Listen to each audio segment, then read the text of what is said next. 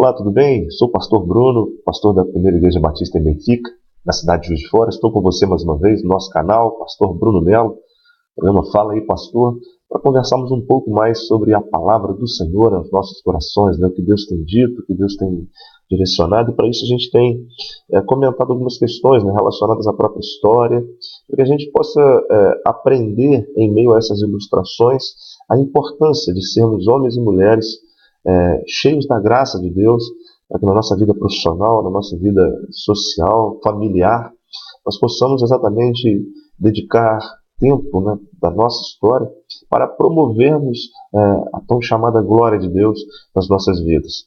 Então, independente do seu credo religioso ou da sua estrutura de profissão de fé, é importante nós pensarmos sobre valores que fazem com que nós sejamos pessoas melhores. E hoje eu quero falar um pouco sobre a mentira, né? A gente já ouviu muito que a mentira tem perna curta, né? Então, para isso, eu tenho mais uma historinha para você. Conta essa história de um incêndio na floresta, e esse incêndio se alastrou de forma muito rápida. E todos os animais fugiam. E a única fonte de socorro, pelo menos a opção de socorro, seria transpor o lago para alcançar a outra margem do lago. E os animais começaram então a mergulhar naquele lago, e a nadar e a atravessarem, e nisso viu um sapo, né? Um sapo vai pulando, preparando para poder também se salvar no lago. No caminho, ele escuta uma voz gritando por ele: "Ô sapo, amigo sapo, me ajude, sapo, por favor me ajude." E ele olha e vê que é um escorpião. Ele diz: "Ah, escorpião, você quer minha ajuda? Você não acha que eu te conheço, senhor? Você é um cara trapaceiro, você é mentiroso, você é enganador, você vai acabar me espetando o seu ferrão e eu vou morrer." Aí o escorpião, né, utilizando da articulação, diz: "Rapaz, você não está entendendo. Se nós dois ficarmos aqui, nós vamos morrer, eu vou morrer. Eu não posso prejudicar você, porque olha só, eu também não sei nadar. E se eu picar você, está sujeito a eu me afundar aí na lagoa e morrer também afogado. Você, pelo contrário, você pode me matar. Porque você é um sapo e você pode mergulhar na lagoa e aí você vai se salvar tanto do fogo como você não vai morrer afogado." O sapo pensou e falou assim: "Olha, partindo por esse lado, você tem razão. Porque se você me picar, me ferroar, eu vou morrer e você também vai morrer afogado. Então eu acho que você entende que a sua atitude vai exatamente contribuir, tanto para a minha salvação quanto para a sua salvação." O escorpião: "Não, perfeitamente, sapo. Nós somos amigos. Eu não vou fazer isso. Eu preciso de salvação. E você é a porta e o caminho para a minha salvação." O sapo então concordou, falou: "Toma muito nas minhas costas, vamos lá, vamos sair daqui, vamos atravessar esse lago, do outro lado lá, eu te libero, você segue a sua vida, eu sigo a minha." O escorpião: "Perfeitamente." O escorpião então subiu nas costas do sapo, o sapo entrou na água e começou a nadar. O escorpião: "Olha, não afunda não, hein? Porque se você afundar, eu vou morrer afogado." O sapo: "Não, eu te garanto que nós vamos atravessar aqui, eu vou atravessar nadando, e você também não vai morrer, nem eu. É claro que se você não tomar sua atitude." Ao longo da travessia, o escorpião começou a se enrolar, né? Começou a pensar e coçava a cabeça, e aí de repente o sapo sentiu uma fisgada nas costas. E aí o sapo: "Escorpião, você me picou." E começou a afundar e morrer. O escorpião: "Puxa, eu não resisti à minha natureza." Moral da história, né? A mentira, ela pode durar por um tempo, mas ela nunca vai durar todo o tempo. Eu tenho também uma palavra do Senhor ao seu coração, na Bíblia, né? Eu gosto muito de meditar na Bíblia. A Bíblia é um livro assim, extremamente interessante, né? Porque, na verdade, foi escrito há muitos anos por homens, e nós cremos que, segundo a história, inspirados pelo Espírito Santo de Deus, e ela traz aqui alguns relatos, né, dos seus historiadores, discípulos, apóstolos, profetas. E hoje eu quero ler com você um versículo exatamente no Evangelho segundo João, Evangelho de João, né? Aquele que se intitula o discípulo mais amado de Jesus Cristo. É claro que a gente sempre extrai um versículo da palavra, e esse versículo está dentro de um contexto, né, muito maior do que isso. Mas esse versículo eu acredito que vai servir muito para a nossa reflexão nesta manhã. Evangelho de João, capítulo de número 8, o verso é o 44. Diz assim: "Vós tendes por pai ao diabo, e quereis satisfazer os desejos de vosso pai. Ele foi homicida desde o princípio e não se firmou na verdade, porque não há verdade nele. Quando ele profere mentira, fala do que lhe é impróprio ou do que lhe é próprio, porque é mentiroso e pai da mentira. Que Deus se digne a abençoar a leitura da sua palavra aos nossos corações. Jesus, no discurso transcrito aqui pelo evangelista João, falando realmente da sua realidade de missão no mundo, na estrutura de promoção do reino, de libertação das pessoas, de transformação, e aí surge exatamente uma discussão sobre verdade e mentira, né, sobre julgamento. Jesus vai dizer o seguinte, que o que mente é filho exatamente do inimigo, e aqui ele chama de Satanás. Ele diz que ele é pai da mentira. Uma das coisas mais cruéis na vida hoje estão relacionadas exatamente ao fato de ocultarmos a verdade.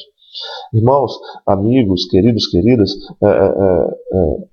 uma vez eu ouvi um pensador, alguém dizendo, né, é melhor você ficar vermelho por cerca de alguns minutos do que viver amarelo por resto da vida. O que significa dizer isso? Que é melhor a verdade, né, apresentada de forma nua, crua e verdadeira, né, e aí ela pode até em determinado momento causar uma certa situação e me deixar enraivecido, vermelho, do que tentar ao longo da minha vida dar contornos para que eu fuja da verdade, para que eu sustente algo que não é suficiente para dar resultados bons, honestos, sinceros, para que as pessoas vivam melhor. E isso é um problema. Isso pode ser até um problema psiquiátrico, para ser sincero. Algumas pessoas, alguns estudiosos vão dizer que pessoas, às vezes mentirosas, extremamente mentirosas, têm dificuldade de conviver com a própria verdade e sustentam em si criações, ideologias que fazem com que essa pessoa encare uma verdadeira patologia. E patologia é uma forma de enfermidade psíquica. Esse problema, irmãos, ele está atrelado ao desenvolvimento da vida das pessoas, né? Montessori, Maria Montessori, né? é uma psicanalista americana, e ela dizia o seguinte, que a mentira na infância está ligada exatamente à questão da inteligência. E diz que na infância esse processo ainda está em formação. Com o tempo, ela passa a fazer parte da própria sociedade humana, a ponto de se tornar indispensável, já dizia essa historiadora. E aí, tem uma outra questão, na questão dos valores estéticos, dos valores morais, dos valores sociais. Isso faz com que as pessoas enveredem por um caminho que não conseguem mais deparar-se com a própria verdade. Esse problema patológico faz com que as pessoas vivam num mundo extremamente alienado daquilo que de verdade é real. Pessoas mentirosas, geralmente, elas destroem, né, a si mesmas.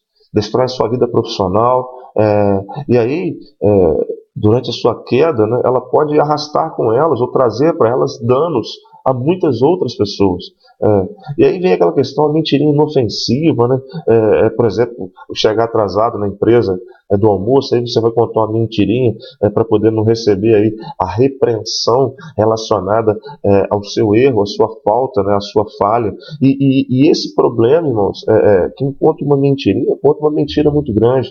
E essa realidade de patologia, e aí vem a questão exatamente da reprimenda ou da repressão, né, a essa coerção, essa característica de não se andar de acordo com a verdade. As empresas, as igrejas, as vidas das pessoas precisam ser pautadas na seriedade e na honestidade. Porque você imagina um casamento feito de mentiras, né, em que o esposo não diz a verdade para a esposa, em que a esposa não diz a verdade para o esposo. Você imagina um casamento pautado na base da mentira. Isso pode ser sustentado por um tempo, mas não será por todo o tempo. Você imagina na sua empresa, por exemplo, no local que você trabalha, você faz com que o seu chefe, o seu líder, o seu gestor, o seu diretor, o seu supervisor vivam crendo que você está dando a eles uma verdade que na verdade é falsa. E esse problema, irmãos, quando descoberto, e aí não há mais o conserto para essa estrutura de questão. A necessidade urgente no Brasil e no mundo é que as pessoas sejam sinceras, honestas, né? E essa característica, irmão, amigos, queridos irmãos, faz com que nós tenhamos exatamente uma sociedade muito melhor, um povo melhor.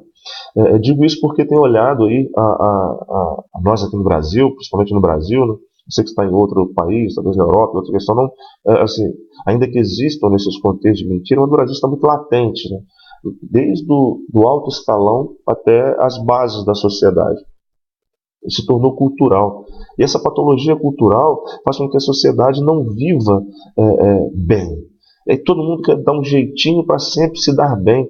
Esse problema, queridos, está relacionado com uma questão que julgo ser possível de ser tratado, se nós identificarmos, né? Bruce Baldwin é um pesquisador também americano, ele é psiquiatra, inclusive. Ele diz o seguinte: o expediente da mentira se baseia em 8 motivos básicos que eu queria ler para você aqui. O primeiro deles, por se sentir-se culpado. O segundo, por temer conflitos. O terceiro, para ser alvo de piedade. Por necessidade de elogios. Por temer desaprovação. Por se sentir inseguro em seu papel. Por querer subir rapidamente na posição social. E por ter medo de manter suas convicções pessoais. Perceba que dentro dessa jornada, né, de 8 pontos, você pode se enquadrar em uma delas. Lembre-se do texto que nós lemos. Vós tendes por pai o diabo, porque ele é o pai da mentira. Se você não deseja receber esse título, né, de filho de Satanás, ainda que você não seja religioso, né, entenda que mentira só te faz mal. E o pior de tudo, arrasta junto com você pessoas que não merecem esse mal. Seja honesto, seja sincero, seja verdadeiro. E você com certeza experimentará, né, uma novidade extremamente alegre, forte na sua vida e com as pessoas que te servem. Tá bom? Deus abençoe você, meu querido, minha querida, meu irmão, minha irmã. Um abraço no seu coração. Olha, fale a verdade, seja justo, seja honesto e siga em frente. Olha, a gente ainda se vê por aí.